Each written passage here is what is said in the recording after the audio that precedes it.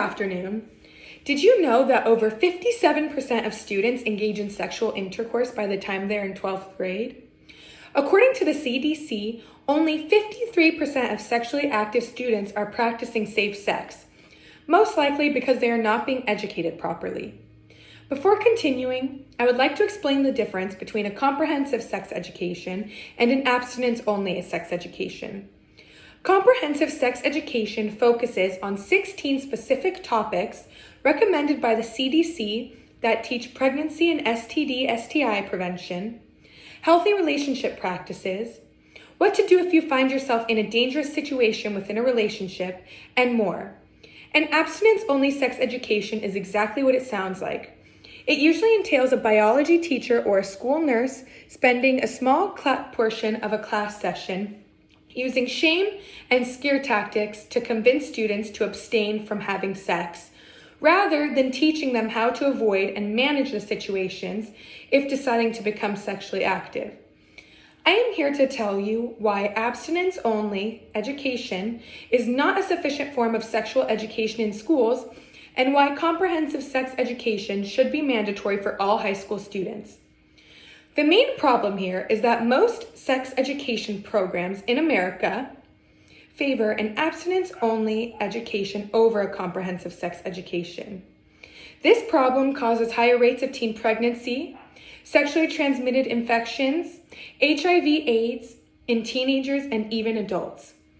The best solution to this problem would be to require comprehensive sex education in all high schools across the United States as a graduation requirement.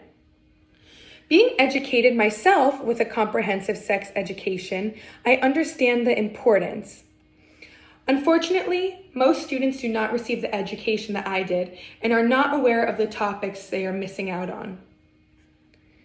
Rather than receiving a well-rounded sex education, most students are taught only to stay abstinent. This means that when students do choose to become sexually active, they do not have the sexual health knowledge to protect them against dangerous situations.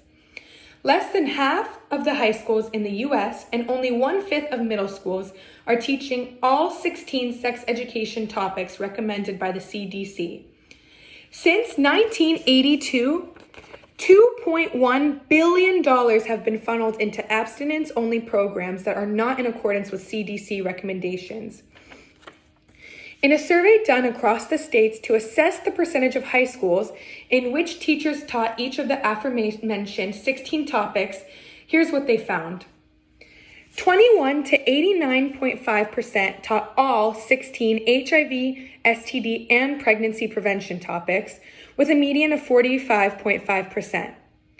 15.5 to 69.2% taught all 11 performance skills for HIV, STD, and pregnancy prevention topics, with a median of 39.6%. 26.2% to 93.3% taught how to correctly use a condom, with a median of 53.7%. And 40.5 to 100% taught the importance of using a condom alongside another form of birth control to prevent both STDs and pregnancy. Despite learning abstinence as the best and frankly only option, students continue to have sex. With abstinence-only education, teen pregnancy rates, along with STI, STD, HIV, and AIDS transmission is skyrocketing. According to the CDC's Youth Risk Behavioral Surveillance of 2017, 57.3% of students have sex by the time they're in 12th grade, 9.7% have more than 4 sexual partners, and 28.7% are currently sexually active. Of these students, 53.8% used a condom, 28% used some form of hormonal birth control, and only 8.8% used both. Using hormonal birth control alone does not protect against HIV and AIDS or any other STDs, therefore spreading them without students even being aware of it. In fact, about 80% of sexually active adults have HPV, an STI that can be symptomless in some people but cause cancer in others. 30% of oral cancer is caused by HPV and mostly affects the age groups of 20 to 39-year-olds. It is now also widely known in the medical community that cervical cancer is almost exclusively caused by HPV. The American Cancer Center estimated that in 2020, about 13,800 new cases of invasive cervical cancer will be diagnosed, and unfortunately, about 4,290 of them will result in death. Additionally, it is important to note, in a survey analyzed by Planned Parenthood, it was reported that 43% of females and 57% of males did not receive any information about birth control prior to having sex for the first time. Abstinence-only education focuses its main point on not having vaginal sex because it is considered a sin against God and can lead to pregnancy.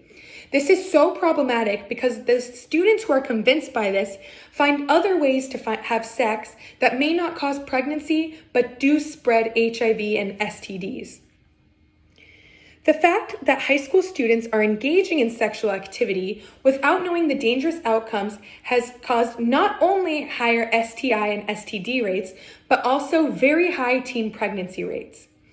According to Abstinence-Only Education and Teen Pregnancy Rates, Why We Need Comprehensive Sex Education in the U.S., the researcher and author, Stanger Hall, finds that the pregnancy rate in the U.S. exceeds the pregnancy rates of other countries that teach comprehensive sex education. Our rate per 1,000 15 to 19-year-olds is 72.2 pregnancies, while France has 25.7, Germany 18.8, and the Netherlands 11.8. That's a huge difference. On top of this, he found that every state has different pregnancy rates based on their sex education laws. States that stressed abstinence had a rate of 73.24 pregnancies per 1,000 15 to 19-year-olds.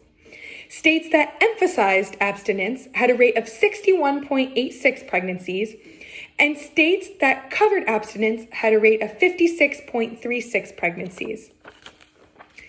America is constantly bombarded with evidence that shows our current education requirements are outdated. However, as you can see, changes are not being made.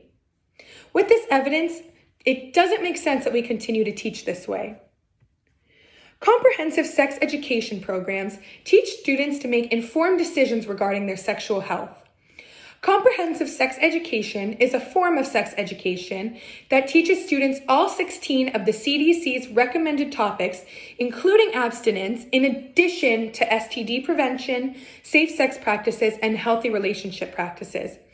This solution will work by educating people in high schools of all the risks that come from unsafe sexual practices. Learning the dangers of unsafe sex will prevent people from doing so, along with preventing and reducing the number of people with HIV, STIs, STDs, and unwanted pregnancies. Currently, our biggest setback is that there are parents that feel they should teach sex education themselves. They believe sex ed sexualizes students and encourages dangerous and promiscuous behaviors, along with presenting health risks. In a study done about 21st century parent-child sex communication, it was found that more discussion around condom use were associated with more protected sex acts, therefore reducing health risks, not increasing them. Additionally, Timothy Wang did a study where he found that providing condoms in schools did not encourage adolescents to start having sex earlier or even more often. He observed public high schools in Chicago and in New York City. In Chicago, students were not given condoms, and in New York, they were. He collected data of when students started having sex, how often they had sex, and with how many partners. Wang found that both cities had relatively the same rates for sex amongst high school-aged children. With all the evidence showing abstinence-only education is harmful rather than beneficial, it's surprising we have yet to adopt a new method of teaching sex education. Students are not being educated to make informed decisions when it comes to having sex. This is because the majority of America uses either an abstinence-only education or an abstinence-emphasized education. Abstinence education does not protect our teenagers and their futures. Comprehensive sex education does and should be mandatory for all high school students in order to graduate. The fact is that most high schools still teach only abstinence, even with extensive research that proves it ineffective. Teaching abstinence only keeps students misinformed and leads to pregnancy and sexually transmitted diseases and infection, including HIV and AIDS. The best solution to this problem would be to make comprehensive sex education part of the mandatory education requirements across the United States. Thank you very much.